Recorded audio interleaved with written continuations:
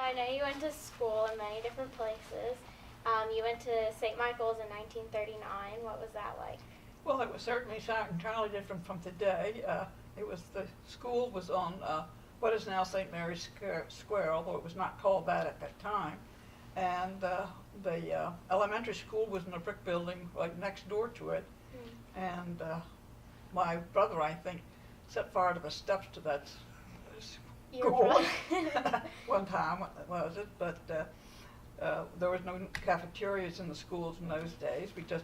I came to school on a school bus because I lived in Claiborne, and we carried our lunches, and we had a good time, lengthy time though, because we would sneak away from the school, come over to the drugstore, and read the comics.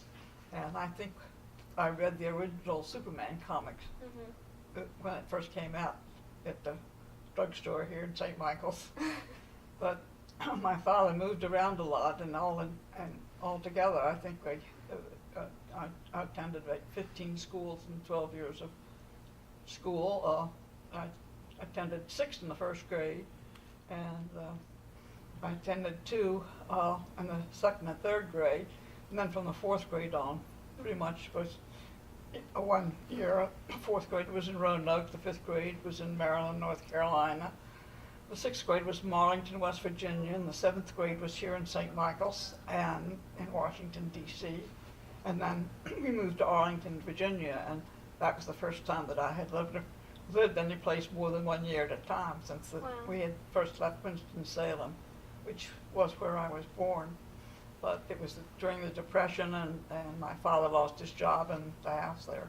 But we always came back to the Eastern Shore because my parents and grandparents, my father was from down here, and his father ran the hall, the farm part of it, and my grandfather's sisters ran the boarding house, which was at Maple Hall at that time. And although they never had much money, there was always food to put on the table because it was a farm. So that worked out very well. And one of the years that we were in the 1st grade, we started in a 1-room schoolhouse down in Claiborne. And we had to cross this field. And there was a bull in that field, and we really hastened across that field very fast. But then we went from there, and we went to, I think, Front Royal, Virginia. I forget exactly. I know that was one of the places we were in the 1st grade. We started the 1st grade in Safe Harbor, Pennsylvania. And then we were in Waynesboro, Pennsylvania.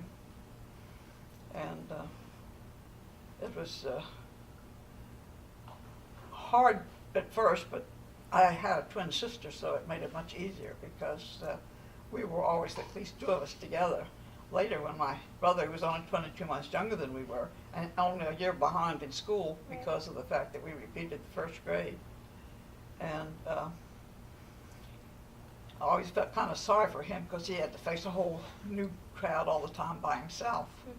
But we never stayed in a place long enough to really make any friends, so we became very close friends within the family group.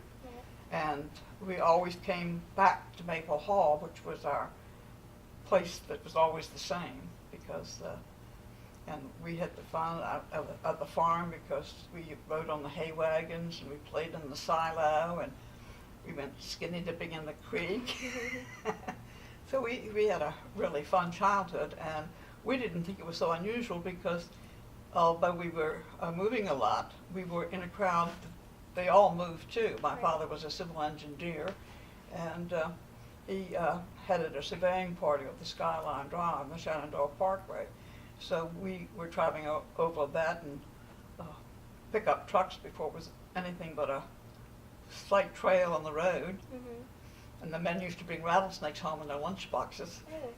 We lived in Front Royal, and we lived in a hotel in Front Royal, and the men would have them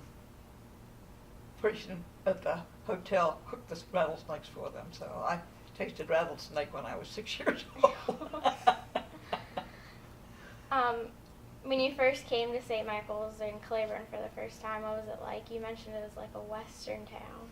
Yes, St. Michael's, when I was growing up, was like a western town. And also it was a town where you could get everything you needed. You didn't have to go to Easton because we had a Five and Down, we had 2 drugstores, we had 2 hardware stores, they had 3 grocery stores. They had the A&P, the Acme, and another store besides that. And of course there was the shopping center that's now on the outside of on the south end of St. Michael's wasn't in existence at all. As a matter of fact, the year that we were in school here in 1939, they had a brand new high school, and it was 2 or 3 stories tall, just a square brick building with lots of windows in it. And of course I always thought of that as being the new school, so when they talking about doing over what I thought was even a newer school, I just couldn't believe that it needed to be done over again. Right. But we were in a building that was later it became a YWCA, I think, for a while. I think eventually it burned down. But when we were here, we got on a bus to go out to the high school for our home ec class because there were no facilities for that in St. Michael's School. Right. So, and it was fun though, riding the school bus home because then we'd walk in the lane, and if it was hot, you know, we'd go swimming in the creek, and and we did that up to most of October, I think, because the water stayed warm and got very clear. And I mean, I haven't seen it like that for years.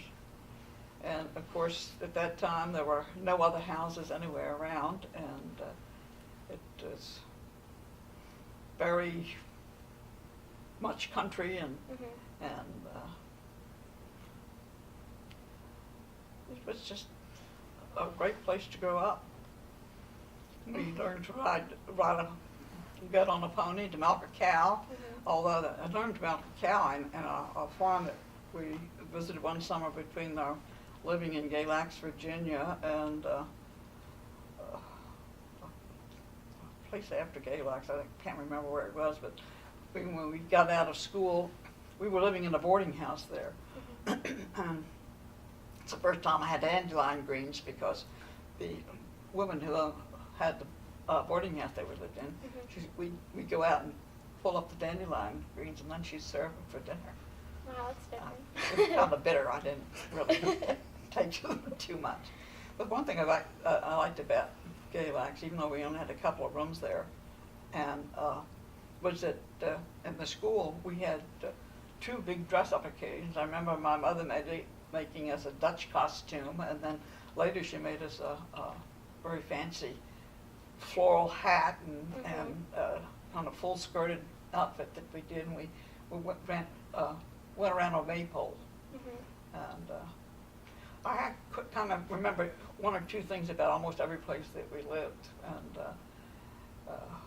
I think one reason that I remember them is simply because we moved so often. Also, my father used to take lots of pictures, and so we had albums and we you know, go look through them and reminisce, and so that kind of kept the memories alive longer. I can remember we were only 4 when we left Winston-Salem, but I remember several things from Winston-Salem. One of them was the little boy next door to us. We had a sidewalk and then 2 layers of steps that ran down to the street. And this little boy next to us got on his tricycle or something and went down and lost control and went all the way down and got hit by a car. Oh my goodness. And that made quite an impression, even though I was very young. I remembered that. And I remembered we had a parade that we attended that I can remember. I cannot remember when I didn't have a brother because we were only 22 months old when he was born. But I remember the parade vaguely. But what I remember most is that my brother fell asleep and my father had to carry him the whole time. But coming home was always coming to Maple Hall in Claiborne because that was the place that was consistent, and that's where I had grandparents and great aunts and great uncles and cousins. We just always had huge families, and then we had, as a boarding house, they had people that came at certain times of the year during the summer months, and we had a group that came from Ohio, and then there was a group that came from Pennsylvania and different places, and our friends were from their people that came down there because they were there when we were there. Mhm. And we came back year after year. And of course, we learned to swim there, and then my children learned to swim there. And they had a tennis court. Mhm. We had a horseshoe pit and a ring tennis court, which was brought back from my husband had set up on Tinian. He was a social officer that took care of the news and the media, and he ran the PX and things like that. That was what he did when he was in the service. And he had gotten this deck tennis is what it really was, for going on the trip across to Tinian. Mhm. And when the war was over and he came back, he brought it back to Maple Hall, and we set up a ring tennis down there, and everybody loved it, and they played a lot, and it was one of the games I was pretty good at. Actually, Jane Lowe, this is part of the media, her husband bet me a dozen soft crabs that he could beat me at ring tennis. Now, he was a big athlete, and he never did. He never beat me. And then much later, he thought he could beat my husband because my husband was considerably older than I was. Mhm. And of course, I was older than Tom also.